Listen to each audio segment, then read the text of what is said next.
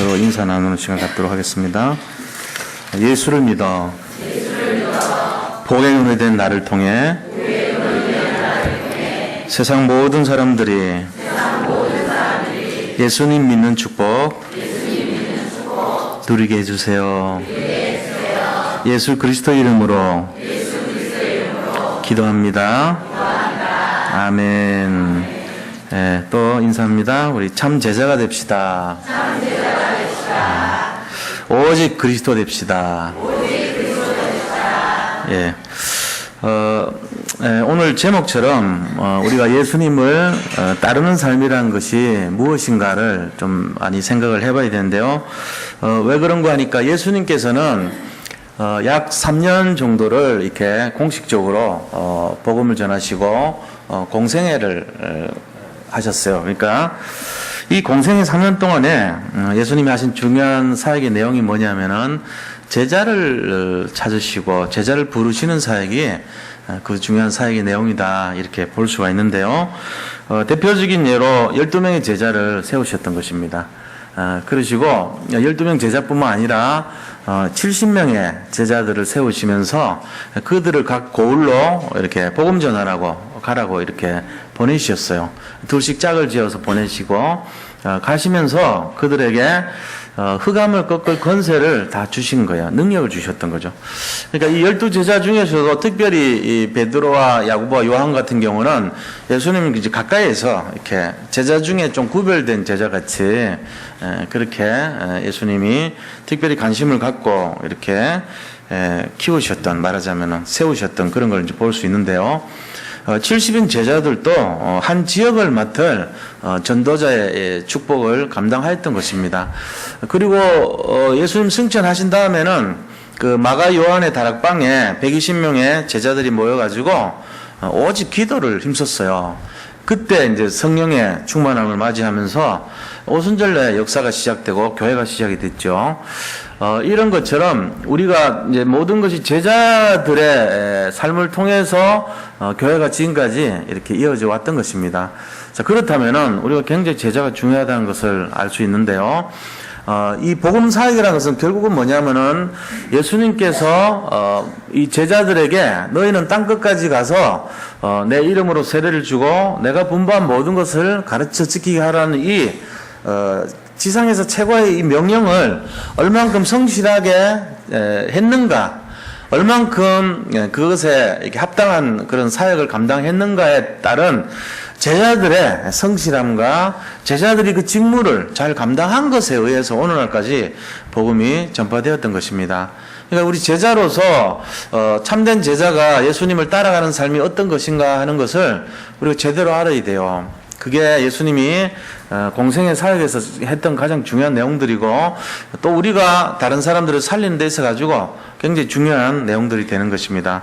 그래서 예수님 따라가는 삶이란 것이 어떤 중심을 가지고 가야 되는가, 어떤 자세를 가지고 예수님을 따르는 삶을 살아야 되는 것인가, 이게 굉장히 중요하죠. 예수님을 믿는다 하면서 이 사실을 우리가 모르고 이렇게 따라가면은 굉장히 중요한 것을 놓치게 될 수가 있단 말이에요. 그래서 우리 자신은 예수님 믿는 제자의 지금 그룹에 속해 있습니다. 그것도 이제 마지막 이 시대에 어떤 면에서는 굉장히 참 이 복음이 희미해져가는 그런 시대예요. 지금이 그리스도를 잘 얘기하지 않아요. 또 하나님에 대해서 알지 못하는 사람들이 너무 많아요. 그런 시대에 우리를 특별히 부르셔가지고 복음 아는 자로 이 시대를 살리고 또 복음 아는 중심을 가지고 쓰시려고 우리를 부르신 거예요. 저는 단언컨대 이 가운데 쓸모없는 사람이 단 한 분도 없습니다. 그거를 진짜로 믿으셔야 돼요. 우리 자신들이 하나님 안에서 버릴 것이 없는 그런 존재로 하나님 부르시고 이 마지막 시대를 살릴 그런 제자로 우리를 부르셨다는 사실을 분명하게 믿으시기를 축원드립니다. 이거 믿어야 돼요. 이게 잘 믿지 못해요. 왜 믿지 못하냐면은 우리의 연약함, 우리가 부족한 거, 우리가 잘 안 되는 거, 그런 걸 바라보면서 우리 자신들을 볼 때 양심이 있잖아요. 사람이 양심이 있으니까 아유 내가 뭐 한 게 있어야지, 내 같은 사람이 무슨 희망이 있다고 이러면서요 절망에 빠집니다. 자꾸 그러니까 이제 그 연약한 모습 보면은 참 마음이 안타까워요. 어떨 때 보면. 그렇지 않거든요. 미운 오리 새끼 사이에서 늘 지적질 당하고, 너는 왜 그렇게 생겼어? 이상하게 우리하고 틀려.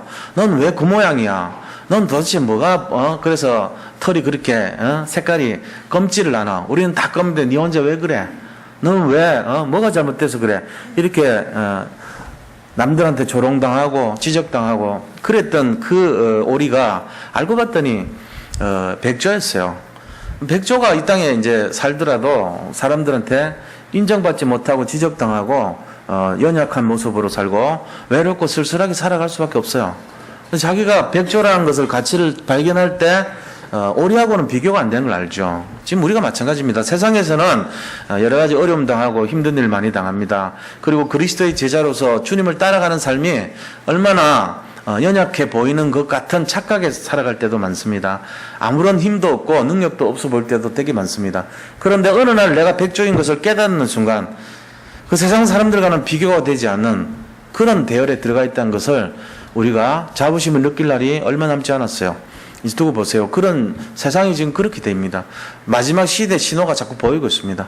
하나님이 우리를 부르실 때 단 한 번도 예외 없이 이 세상 살리고 세상 지키라고 노아와 같이 우리를 부르시고 7명의 렘넌트 같이 부르시고 성경에 나오는 그 승리자의 모습 같이 우리를 부르신 줄을 믿어야 됩니다. 이 믿음이 있어야 돼요. 왜 제가 이 말씀 드리냐면요. 너무 연약해 우리가 너무 힘없이 살아요. 그래서 그래. 그거 아니에요. 잘못된 거예요. 그래서 분명히 오늘 이 그리스도의 제자로서 주님을 따라가는 삶이란 것이 어떤 것이고 그렇게 될 때 우리는 어떤 인생이 될 것인가 여기에 대해서 이제 생각을 해보려고 오늘 그리스도를 따르는 삶이라는 제목으로 말씀 나눕니다. 그래서 오늘 이 속에서 우리가 어떤 자세를 갖고 살아야 될 것인지 또 어떤 자부심을 가져야 될 것인지 이것을 회복하는 귀한 시간 되기를 바랍니다. 그럼 본론에 들어가서요. 첫째입니다. 예수님 제자로서 그리스도를 따르는 삶의 제일 중요한 것이 뭐냐면은 내가 중심이 돼서 사는 것이 아니고 그리스도가 중심이 돼서 사는 삶이 돼야 됩니다. 이게 첫째예요. 그러니까 제일 중요한 것이 내 중심의 삶에서 그리스도 중심의 삶으로 바꾸는 것이 제일 첫 번째라는 겁니다. 자, 그럼 구체적으로 그리스도 중심의 삶이란 것이 어떤 것인가를 알아야 되겠죠. 그럼 그리스도 중심의 삶이란 것은 우리가 생각하듯이 그냥 이렇게 막연하고 어떻게 구체적인 것이 아닌 그런 애매한 상황이 되면 안 돼요. 내 인생에서 그리스도 중심의 삶이란 것이 딱 떠오를 때마다 이거야 하고 딱 떠오르는 것이 돼야 돼요. 두 가지가 있어요. 첫째는요. 내게 가장 소중한 것을 버릴 수 있어야 됩니다. 내게 가장 소중하다고 여기는 거 있잖아요. 어떤 사람은 내 이 직장을 위해서 내가 평생 이거 되려고 내가 평생을 공부했고 여기에 전력을 다해서 달려왔다고 라고 얘기할 수 있는 그 직장 그거조차도 또 내 평생 다른 거는 몰라도 우리의 가족들 이거는 내가 어떤 것보다도 더 소중해 라고 하는 그거조차도 복음 안에서 그리스도를 위해서라면 우선순위에 두 번째로 놓을 수 있을 정도로 가장 소중한 것을 내려놓을 수 있어야 돼요. 이게 중요한 겁니다. 마태복음 오늘 4장 19절에 뭐라 했습니까? 예수님께서 쭉 두루다니시다가 베드로에게 왔어요. 그러면서 베드로한테 하는 말이 너가 그물을 버려두고 나를 따르라. 내가 너희를 세상에 사람 낚는 업으로 만들 것이다. 이렇게 얘기하니까 20절에 보니까 제자들이 그물을 버려두고 베드로가 그물을 버려두고 예수를 따르니라 이래 돼 있잖아요. 어떻게 보면은 뭐 직장도 버리고 어떻게 예수님 따라가란 말이냐 이렇게 생각할 수 있는데 그런 얘기가 아니에요. 지금 여기서 말하는 이 예수님의 부르심은 소명에 대한 부분입니다.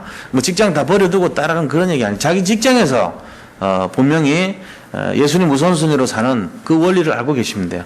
자기 생활 삶 속에서 예수님이 가장 귀한 것이라는 것을 알고 따라가는 것을 말하는 거예요. 우리가 이런 우선순위를 갖지 않으면요, 내가 갖고 있는 이 직장이 가장 중요하고 내 가족이 너무 중요하기 때문에 주님은 그 다음이야 이렇게 될 수가 있어요. 그러면 안 돼요.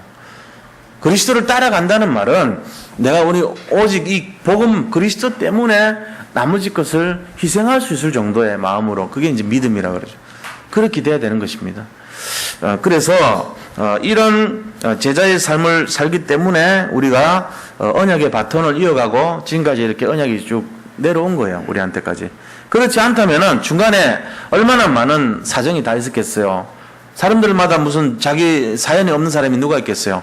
살다 보면 복음 사역하는 것보다 더 중요한 일이 여러 가지 직장 일이고 집안 일이고 가정 일이고 그런 거죠. 일반적인 분들은 그게 맞는 것처럼 보입니다. 근데 하나님의 언약 속에서는 이게 조금 이렇게 내려놓을 수도 있어야 돼요. 그게 바로 내 중심의 삶이 아닌 그리스도 중심의 삶을 사는 사람이 해야 될 첫 번째 내용입니다. 내 가장 소중한 것을 내려놔야 된다는 거예요. 그래서 이 복음을 위해서 내 모든 어떤 직장이라든지 가족이라든지 아니면은 여러 가지 것까지도 우선순위 다음이죠. 버리는 것이 아니고요. 버리면 안 되죠. 우리가 삶도 소중해야 되고 가정도 얼마나 소중합니까? 하나님이 만드신 제도가 교회와 가정인데 가정 중요해요. 너무너무 중요해요. 근데 그리스도라면 그것도 그 다음 단계로 올 수 있을 정도의 믿음을 가지라는 얘기죠. 자, 작은 두 번째는 그럼 뭐야 됩니까? 뒤를 돌아보면 안 돼요. 뒤를 돌아보는 자체가 그리스도를 우선순위에 두지 못하는 삶이 될 수 있습니다. 자꾸 뒤를 돌아본다는 것은 뭔가 아쉬운 미련이 있다는 거거든요. 롯의 아내, 그러니까 아브라함의 조카인 롯 있잖아요. 그 롯의 아내가 이 소돔 고모라 성에서 떠나올 때 이 롯의 아내는 자꾸만 미련이 있었던 거예요. 뒤를 돌아봤어요. 그래가지고 뭐가 됐냐면 소금 기둥이 됐잖아요. 그가 뒤를 돌아볼 수밖에 없었던 이유는 바로 소금은 화폐였어요. 그 당시에. 금이나 마찬가지예요. 그러니까 자꾸 이제 저쪽에 저렇게 많은 금덩어리를 내가 두고 어떻게 떠난단 말이냐. 미련을 가질 수밖에 없죠. 특히 가정의 여자 입장에서 전부 다 저렇게 쌓여있는 돈을 저 어마어마한 물질의 세계를 버리고 떠나라니까 내가 어떻게 내가 저걸 버릴 수가 있나 하고 한번 뒤돌아본 거예요. 자꾸 뒤돌아보면 안 되는데. 그래서 뒤돌아볼 수 있는 것이 아니에요. 두 마음을 품으면 안 되는 거예요, 우리가. 그런 것처럼 보니까 뭐라고 되어 있습니까? 누가복음에도 이제 제자를 되기를 원하는 많은 사람들이 누가복음 9장 57절에서 62절에 보면은 많은 사람들이 예수님께 제자가 되겠다고 막 찾아옵니다. 그때 예수님이 그들을 이렇게 받아들이려고 그러는데 그 중에 한 명이 뭐라고 그러냐면은 예수님, 지금 우리 아버지가 돌아가셨는데 내가 집에 가서 장사를 지내고 여기 남은 가족들에게 작별 인사를 하고 오면 안 되겠습니까? 이렇게 묻습니다. 그런데 예수님이요, 우리가 생각할 때 내 부모를 공경하라고 그랬으니까 당연히 그렇게 하는 게 맞잖아요. 근데 뭔가 여기에서 교훈을 주는 메시지를 우리 담긴 말씀을 주세요. 죽은 자들로 죽은 자를 장사 지내게 하고 너는 우리한테 오라는 거예요. 그러면서요, 이 영적인 우선순위, 다시 말하면은 손에 쟁기를 잡고 뒤를 돌아보는 자는 나를 따르는데 합장치 아니하니라, 이런 말씀을 하십니다. 어떻게 보면 굉장히 이상한 말이잖아요. 부모에게 효성스럽게 장사 지낸 거, 돌아가셨는데 장사 지내고 인사가 오겠다는데 그렇게 하도록 해라, 이게 맞는 것 같은데 예수님까지도 손에 쟁기를 잡고 나를 따르는 사람, 다시 말하면은 뭔가 세상에 미련이 있고 남은 것이 있고 이런 자세를 가지고 따르지 말라는 거예요. 영적인 우선순위를 가지고 내에게 집중하라는 얘기 하십니다. 우리 이 교훈을 잘 생각을 해봐야 돼요. 엘리야가 엘리사에게 따라갔을 때도 뭐라 그럽니까? 이 엘리사는 12결이 24마리 소를 이끌고 큰 농사를 했던 사람이에요. 한 결이가 2마리거든요. 그 12결이 소를, 요즘도 그런 사람 없을 거예요. 12결이 소란 말은 예를 들면 이제 말로 치면은 24마력짜리 쟁기를 끌었다는 얘기인데, 요즘 시대 24마력도 큰데 옛날 시대 때 보통 소 한 마리 갖고 끌잖아요. 24마리 소를 가지고 끌었다는 얘기는 농사를 엄청나게 크게 진 부자였다는 얘기죠. 그랬던 이 엘리사가, 자기 스승인 엘리야가 나를 따라오느라 하니까 뭐라 했습니까? 한 결이 소를 잡아요. 소 2마리를 잡고 그 소에 이렇게 씌워놨던 이 쟁기들을 다 태워가지고 그걸 가지고 거기에 숯불 할 수 있는 나무로 사용해요. 그래서 이 위에다가 솥에다가 소 2마리를 다 잘라서 이렇게 삶아가지고 자기 주변에 있는 사람들에게 다 나눠줍니다. 자기 재산을 다 정리를 하죠. 나눠주고 나서 엘리야를 따라가는 거 아닙니까? 그러니까 우리가 이 주님을 따라갈 때 이런 마음으로, 다시 말하면은 뒤를 돌아보는 마음이 아닌 모든 것을 내려놓고 따라갈 수 있는 그런 중심을 가져야 된다는 것입니다. 이게 열왕기상 19장 19절에서 20절에 나오는 얘기입니다. 우리가 이 중심을 잘 봐야 돼요. 그래서 내 중심의 삶은 전부 다 육신적인 삶이고 세상을 바라보는 삶이라면 이제 그리스도 중심의 삶이 어떤 것입니까? 그것은 바로 복음을 위한 삶이고 하나님 중심의 삶이고 오직 영적인 세계를 바라보는 그런 중심의 삶이라는 것입니다. 이게 우리가 예수님 따라가는데 첫 번째가 돼야 돼요. 두 번째는 그럼 뭐가 될까요? 두 번째라고 하는 것은 우리가 십자가를 지는 삶이 돼야 돼요. 십자가를 지는 삶. 이 십자가를 지는 삶은 과연 어떤 겁니까? 성경이 말씀해 보니까 나를 따르거든 자기를 부인하고 자기 십자가를 지고 따를 것이니라 이렇게 말씀합니다. 마태복음 16장 24절에 보니까 뭐라고 되냐면요. 누구든지 나를 따라오려거든 자기를 부인하고 자기 십자가를 지고 나를 따를 것이니라 이렇게 말하고 있죠. 자기 십자가라고 하는 것은 자기가 예수님 믿기 때문에 짊어져야 될 고난과 어려움을 말하는 거예요. 좁은 길을 말하는 거예요. 다시 말하면 그 십자가를 선택하기 위해서 우리가 손해볼 수도 있죠. 그 길로 가는 것은 좁은 길이 될 수 있기 때문에 직장을 잃을 수도 있고 또 사람들에게 손가락질 받고 왕따당할 수도 있고 또 결혼에 있어가지고 결혼을 못할 수도 있어요. 어떤 의미에서는 그 예수님 믿는 길을 선택하고 십자가를 지는 것 때문에 내가 여러 가지 내 인생에 있어가지고 어렵고 힘든 일이 발생할 수도 있어요. 그게 십자가 지는 삶이거든요. 내가 이 길을 선택하면은 좀 더 유익하고 평탄하고 은혜가 되고 정말 나중에 유익이 되는 그런 일이 있는데도 불구하고 내가 예수를 믿는 이 길을 선택함으로 말미암아서 불이익을 당하고 어려움을 당할 수도 있고 힘든 일이 예상되는 그런 길일 수도 있다는 것입니다. 그게 십자가 지는 삶이에요. 그런데 우리 인생에 십자가가 없는 사람이 한 명도 없거든요. 다 십자가를 지고 사는 거예요. 그래서 이왕 같은 일을 지고 살 거에는 예수 믿으면서 십자가 지는 게 훨씬 좋아요. 그거는 상급이 있어요. 나중에 세상에도 사람들이 다 십자가 지고 삽니다. 알게 모르게. 그걸 이제 다 십자가라고 얘기를 안 하죠. 고난이라 얘기하고 어려움이라 얘기합니다. 그런데 복음 안에서도 어려움이 있어요. 근데 그 어려움은 십자가를 지는 삶이에요. 예수님이 십자가 지고 갈 때 그 십자가가 약 한 3kg에서 36kg짜리랍니다. 얼마 안 되죠. 에이고 30kg짜리 그거밖에 안 되나. 몰라서 하시는 말씀이죠. 우리가요 굉장히 어렵고 힘든 시간표의 30kg는요 천근만근이에요.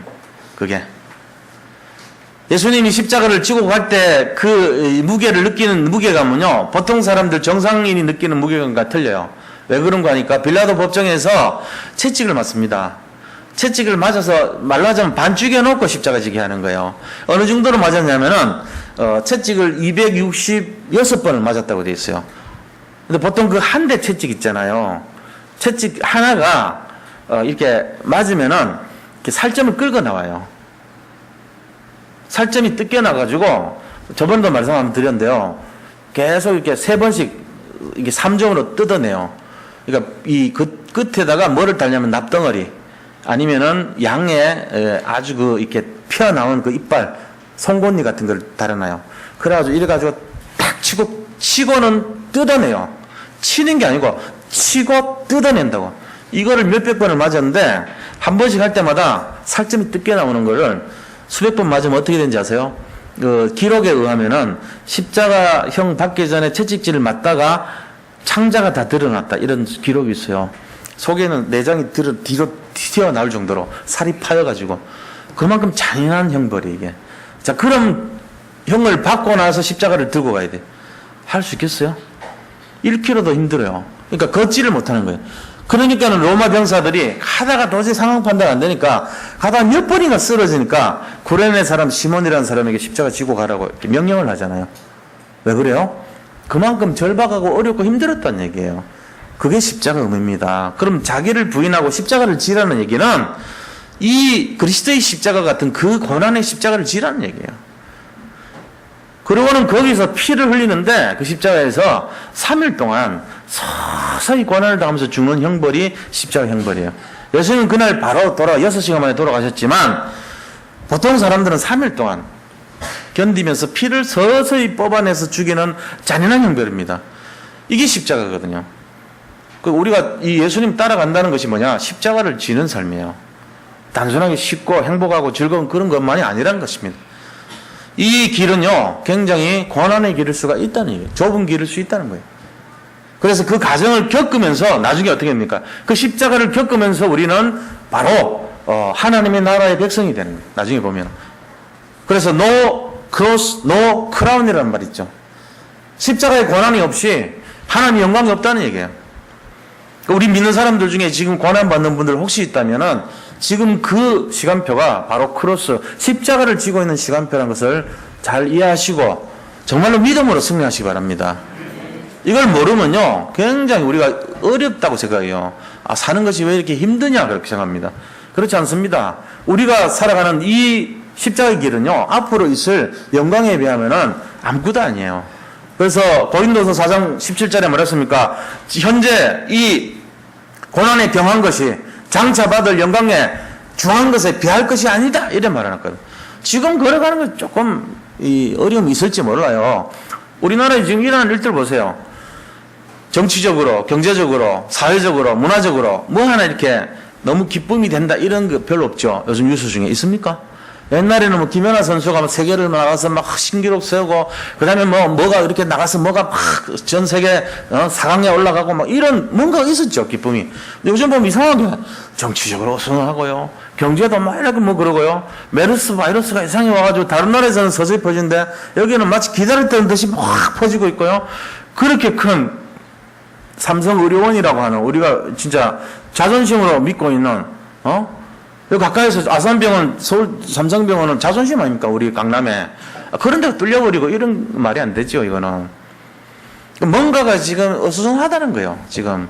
그 결과 경제적으로도 굉장히 연약해지고 있다는 거예요. 이게 우리나라 지금 모습 아닙니까? 말하자면은. 여기에 우리가 이게 뭔지를 알아야 돼요. 왜 이런가? 우리 자신들이요, 이 자체가 십자가를 지고 가는 과정입니다.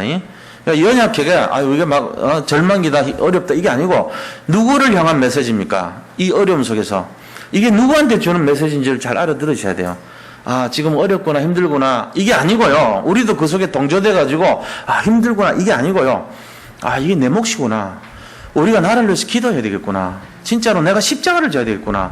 내 고난을 그리스도께서 담당하셨던 그거를 내가 믿음으로 이걸 바라보고 영적인 눈을 갖고 살아가야 되겠구나. 나는 이 시대를 파수꾼으로서 이거 감당해야 되겠구나. 이런 믿음으로 살아야 될 줄 믿으기 바랍니다. 이거 돼야 돼요.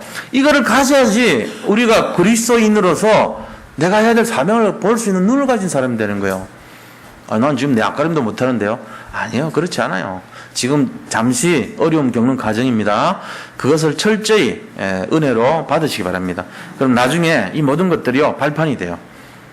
힘들고 어려운 과정을 보내는 사람들에게 나중에 위로해 줄 수 있는 건세자가 되는 것입니다. 저도 그런 고난의 과정을 겪어봤기 때문에 압니다. 누구한테도 말할 수 없는 절망의 과정을 한번 겪어봤기 때문에요. 그것이 십자가의 기간이고 그것이 오히려 나중에 발판이 될 수 있다는 것을 저는 믿습니다. 지금 동일하게 어려움 당하시는 분들 절대로 기죽지 말고 용기 꺾이지 말고 믿음으로 승리하시길 축원드립니다. 십자가를 져야 돼요. 자, 그 다음에 작은 두 번째, 십자가 지는 삶의 작은 두 번째는 뭐냐? 일사각오하는 마음으로 믿음을 경주해야 됩니다. 일사각오하는 마음. 어차피 우리 한 번 죽는 거 아닙니까? 한 번 죽는 거 제대로 죽어야죠. 개죽음 당하면 되겠어요. 어차피 죽는 거 다 똑같은데. 그러니까 한 번 살다 가는 거 좀 진짜 복음을 해서 내가 멋지게 한번 살다 가야 되지 않겠냐? 복음을 위해서. 내가 경제를 성공하고 승리하고 경제적인 축복도 받고 자녀를 잘 키우는 이유가 뭐 때문에 하는 것입니까? 이유가 복음을 위해서. 한 번 살다 가는 거 제대로 한번 멋진 인생을 살다 가야 되지 않겠습니까? 그것 때문에 하는 거예요, 사실은. 그것 때문에 돈도 벌어야 돼요. 그것 때문에 성공도 해야 되는 겁니다. 그렇지 않아요? 우리가 이 마음도 없이 이 방향도 없이 살면 안 되죠. 그러면 결론 난 거 아닙니까? 에스더서 4장 16절 보니까 에스더가 자기 왕 앞에 나가면 앞에 전 왕비가 그 함부로 나가고 죽었어요. 근데 그거 알고도 자기 민족 살리기 위해서 내가 죽으면 죽겠다고는 그냥 부르지도 않는데 나가요. 와서 왕에게 뭐랍니까? 기도하면서 가니까 왕이 에스더를 딱 보니까 너무 아름답게 보이는 거예요. 그러니까 뭔 일이 있길래 이리 왔어? 그러면서 되게 반기는 거 있죠. 저 왕비를 쳐넣어라 이런 게 아니고 저 왕비가 나는데 가까이 오게 하라! 이렇게 한 거예요. 그 하나님 성령이 역사하신 거죠. 죽으면 죽으려라는 일사각오의 마음으로 갔더니, 그래서 이들을 죽이려고 모략을 했던 하만 일족을 다 오히려 역전시키잖아요. 죽여버리죠. 그리고 모르드게와 함께 이 에스더는 유대인인데 나중에 밝혀지면서 저 하만이 유대인을 죽이려고 합니다 하니까 왕이 저 하만 가족들 일장들 다 죽여라 이렇게 된 거 아닙니까? 그래서 오히려 하나님이 보호해 주시고 유대인들을 지켜주시는 모습을 우리가 봤잖아요. 일사각오를 하는 사람들은요, 한 민족과 나라와 시대를 다 살려버려요. 마찬가지로 이 사도행전 2장 20장 24절에 보면요, 사도 바울이 그랬어요. 내가 진짜 이 하나님의 은혜의 복음, 주 예수께 받은 사명을 감당하기 위해서는 이 하나님의 은혜의 복음을 증가하는 일을 완수하기 위해 내 생명도 조금 더 귀한 것으로 여기지 않겠다, 이런 말이에요. 그러니까 자기 생명조차도 귀한 것으로 여기지 않겠다고 고백을 하거든요. 그게 일사각오의 마음이고, 진짜 한 번 죽는 멋지게 한번 살다 죽겠다, 내 사명 감당하고 살겠다, 이런 자세인 것입니다. 비굴하게 자기 생명 위해 가지고 막 그런 부끄러운 이 죽음을 피할 그런 사람들이 얼마나 많습니까? 역사적으로 우리가 그걸 볼 때마다 굉장히 마음에 이렇게 어렵잖아요. 아, 저렇게 살면 안 되겠다, 저런 식으로 비겁하게 하면 안 되겠다, 그럼 이제 마음에 생각이 들죠. 저번에 명량할 때도 이제 어떤 그 가문 사람이 이제 도망간 거 이걸 갖고 하니까 소송이 붙었어. 후손들이 가문의 불명예라는 거지. 우리 조상이 저렇게 살기 위해서 전쟁터에서 도망이나 친 그것이 막 이름이 드러나고 막 무슨 가문 뭐 몇 대조 몇 이름까지 나오니까 아, 그건 아닌데 사실 아니다고는 막 소송 붙어가지고 그랬잖아요. 그것처럼 자기 그 가문에 위에 있는 사람들의 행동이 후손들에게 얼마나 자부심이 되기도 하고, 또 아니면 비참하게 저렇게 살면 안 된다고, 우리 조상이 저럴 수가 있냐고, 그런 마음이 들게도 하는 기준이 된단 말이에요. 우리가 여기 살다가 갔을 때 우리 후손들이 나중에 예수를 믿는 그 후손들이 있었다면, 야, 우리 할머니, 우리 할아버지 멋진 인생에 살다 가셨어. 정말 복음을 위해서 자기가 일사각오하고 어려운 일을 당할 때 진짜 생명 걸고 멋지게 복음을 위해서 한번 쓰다가 자기 벌었던 거로 탁 해가지고 교회도 세우고 뭐도 하고 뭐 이런 기념비를 남겨야 될 거 아닙니까? 우상들에게 기념비가 뭐겠어요? 멋진 인생을 살았다는 그 교훈 아닙니까? 우리나라는 이제 이 복음이 이제 잉태돼 가지고 이제 터트려지고 2대 3대 나가는 이제 그런 시점이 있는 거예요. 그렇다면 우리가 이 마지막 시대에 이 기념비를 남길 수 있는 특권과 자부심을 우리가 이제 가질 그런 시간표가 온 거예요. 우리가 그 옛날에 이렇게 참 왔던 그 사람들 중에 얼마나 아름다운 기록들이 많습니까? 그런데 우리가 이제 그 바톤을 이어가지고 지금 우리가 그걸 감당해야 될 시간표가 온 거예요. 그래서 그리스도 중심으로 정말로 복음을 위해서 십자가를 지는 삶으로 일사각오의 중심으로 내가 해야 될 것이 무엇인가를 도전할 수 있는 그 시간표가 우리 이 시대에 온 거예요. 이 복음 안에서 온 거예요. 그러니까 우리 교회들이 지금 복음이 희미해지면 안 되잖아요. 그러니까 하나님이 복음 가진 그 언약을 잡은 중심으로 이 힘을 주시고 이 가운데 모든 응답과 축복을 예비하신 줄 믿으시기 바랍니다. 그 복음 가진 사람에게, 복음 가진 가정에, 복음 가진 나라에 축복이 와요. 복음 희미한 데는 점점 희미해져요. 그런 게. 우리 교회가 왜 자꾸 흑암을 꺾자고 얘기하고 사단과 싸우고 왜 이런지 아세요? 이 잘 이해를 못하면 안 돼. 사람들이 그걸 이해를 못합니다. 그것들이 전부 경제를 파탄시키고요. 그 흑암이요, 자꾸 사람들에게 질병을 가져다 주고요. 그 흑암이요, 하나님과 인간의 관계를 깨트려가기 때문에 그런 거예요.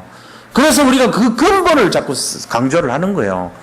이 근본이 어디서 나옵니까? 그리스도에서 나오잖아요. 그 근본에 나온 이 힘을 누리기 위해서 우리가 오직 일사각오로 복음을 향해서 싸움을 해야 된다는 그 얘기 하는 거예요. 그래서 에스더 같이 사도행전 2장 20장 24절 같이 또 루터도 그랬습니다. 루터도 신부로 있었잖아요. 신부님이었어요. 그런데 이 루터가 어느 날 보니까 이 성 베드로 이 교회를 베드로 성전을 만드는데 성당 하는데 돈이 어마어마하게 많이 들어가는 거예요. 지금 로마 바티칸 있는 그곳이 성 베드로 성당입니다. 그 베드로 성당 건축하기 위해서 돈을 모아야 되는데 이 돈을 모을 방법이 없으니까 그 중에 한 명, 주교 한 명이 안을 낸 거예요. 그 주교가 뭐라고 얘기했냐면은, 이거를요, 좀 사람들에게 방법을 조금만 바꾸면 됩니다. 그래서 그 사람들이 갖고 있는 죄를 다 갖고 있으니까 죄를 용서하는 그 방식으로 동전 소리 떨어질 때 너희들 죄가 없어진다. 이걸 가지고 우리 퍼뜨리면 어떻겠습니까? 그래가지고요, 자기 죄를 없애기 위해서 헌금을 하는 제도를 법으로 통과시켜 버렸어요. 머리는 좋죠. 똑똑한 주교가 그랬다니까. 그렇게 하면서 도시마다 돌아다니면서 모금운동을 한 거예요. 그때 퍼뜨린 내용이 여기 헌금 소리, 동전 떨어지는 소리 날 때 당신들 죄 없어진다. 이걸 퍼뜨렸다니까요. 그러니까 사람들이 너도 나도 전부 줄러서 가지고 동전 갖고 막 황금 동전 떨어뜨리면서 죄가 없어지기를 위해서. 그게 뭐냐? 이 모든 것을 면죄부라 그래서, 면죄부라는 것이 뭡니까? 죄를 없애는 그 내용이 헌금하는 것이라는 제도를 만든 거예요. 그래가지고 수많은 돈을 걷어가지고 베드로 성전을 건축하기 시작했어요. 베드로 성당 그렇게 해서 만들어진 거예요, 저게. 지금 거기 실제적으로 예배 안 드려요. 사람 노인만 앉아있고, 없어요. 예배도 없는 게. 그런 어마어마한 성전을 만들어 놓고 예배도 안 되는 곳을. 그걸 위해서. 그러니까는 그걸 하고 있는 걸 보고, 이 루터가 자기가 이렇게 그 성당에 보석 계단이라는 게 있어요. 보석로가 있고 보석 계단이 있는데, 이 말은 뭐냐면, 죄를 지면, 내가 이제 뭐 도둑질을 했어요. 그러면 신부님한테 고해성사를 하잖아요.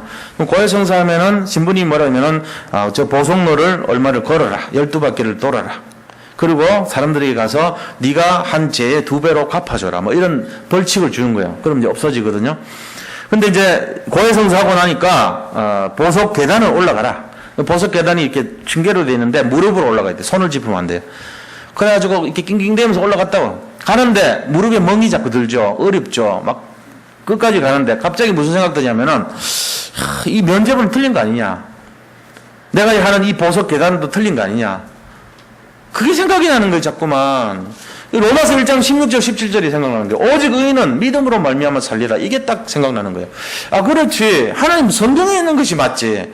어떻게 인간이 만들어서 죄를 없앨 수가 있는가? 헌금한다고 죄가 어떻게 없어지느냐 말이지. 그래서요, 거기에 대한 반박문을 쓰기 시작했어요.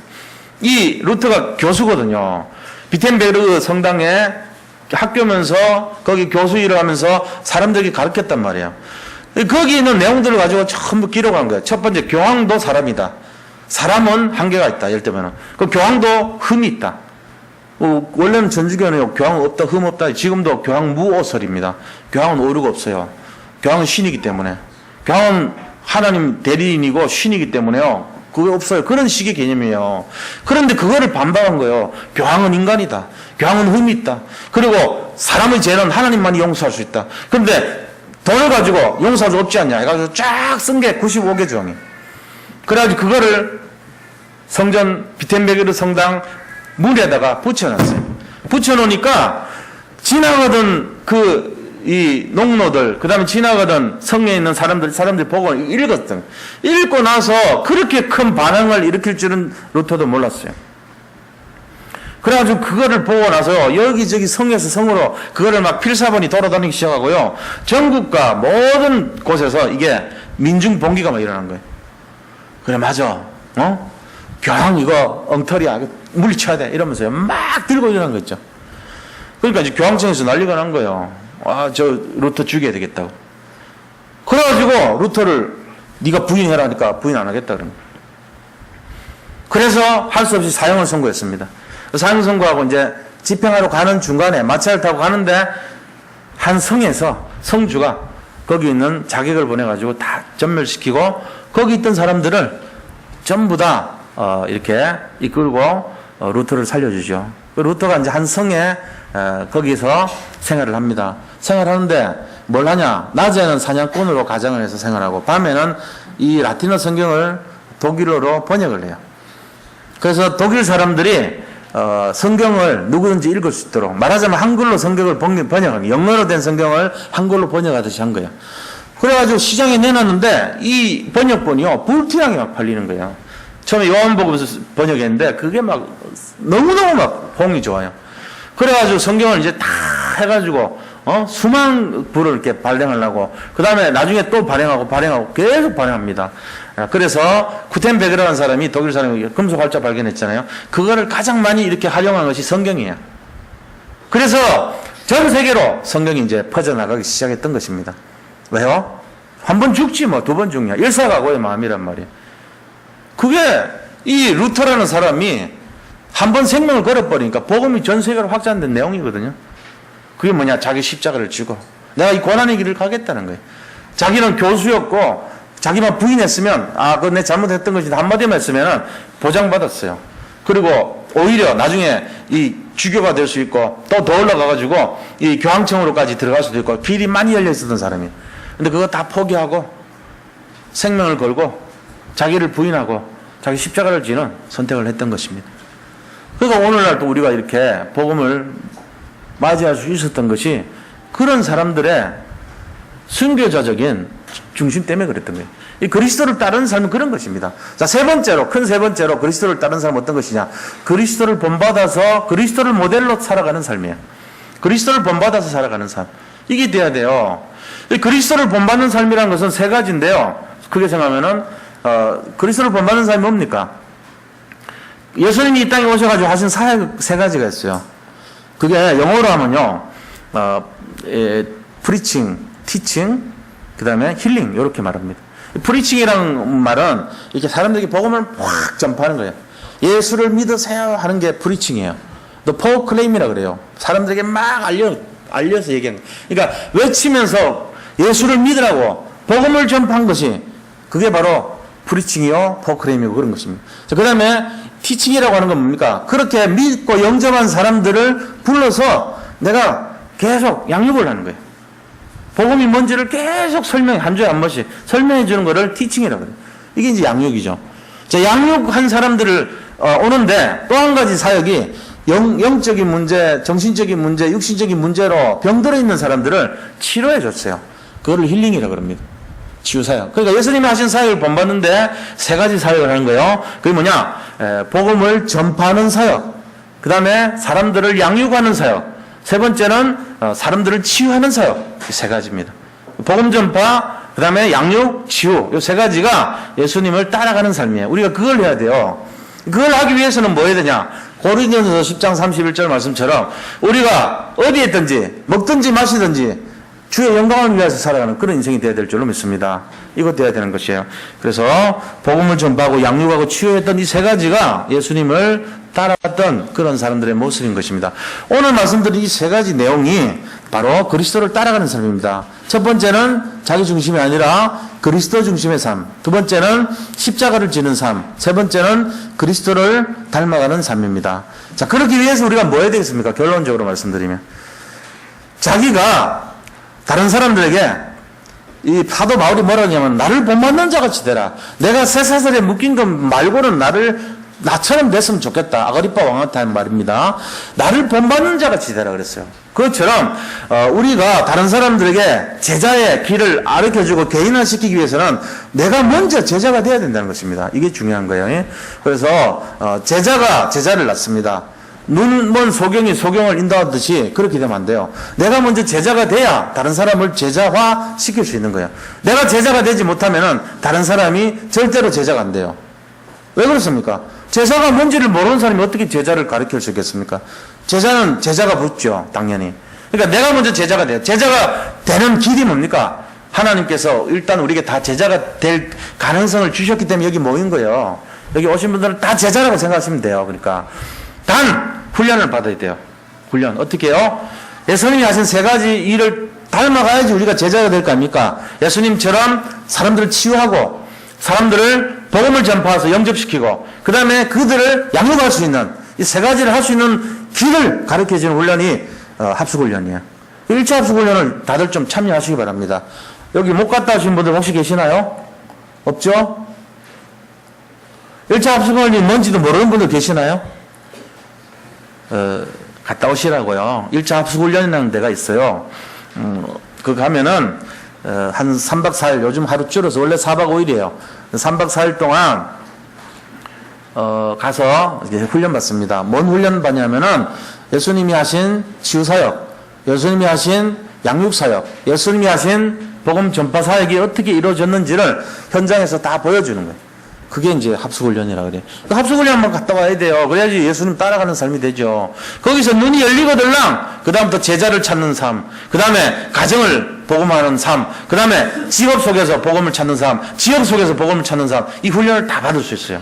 순서대로. 이걸 이제 딱 따라가면 되거든. 그러니까 우리가 이런 내용으로 내 인생을 훈련시켜야 됩니다. 자, 세 번째는 뭐 해야 되냐면은 내가 그 말씀 운동을 해가지고 현장을 살리는 사람이 돼야 돼요. 복음을 들고 있는 사람이 복음을 펼쳐서 사람들을 자꾸 살려야 돼요. 사람들, 지금 많은 사람들이 죽어가고 있거든요. 어려움 당하고 있거든요. 이 사람들을 살려내야 되는 것입니다. 이 축복 속에 우리가 한 주간뿐만 아니라 일평생 동안 이 내용이 우리의 삶이 되어야 될 줄로 믿습니다. 그래서 예수 그리스도 안에서 정말로 예수님을 따라가는 삶, 제자가 되는 삶, 참된 제자가 누리는 삶이 무엇인지를 한번 생각해 보시고 승리하시기 바랍니다. 받은 말씀 잡고 같이 한번 기도하겠습니다. 하나님께 감사드립니다. 예수님을 따라가고 그리스도를 따르는 삶이 우리 인생에서 일어나게 되기를 원합니다.